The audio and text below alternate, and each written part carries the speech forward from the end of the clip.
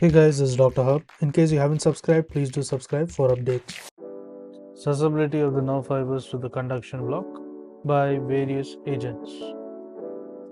So first let's look at the susceptibility. So in terms of LA, the most susceptible will be the B, next will be A, and then will be C.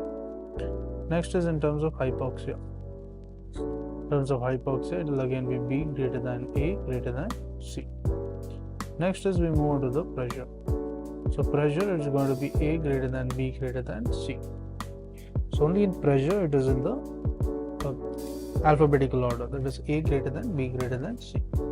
Whereas local anesthesia and hypoxia, it is B, A, C.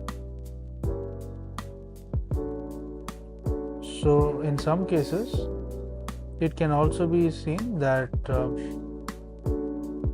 it may be B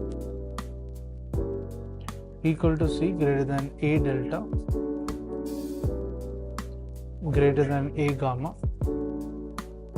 greater than A beta greater than the A alpha. So this may be also seen. And next, the most susceptible as per local anesthesia, it is BAC, and there is also, it may be C greater than B greater than A.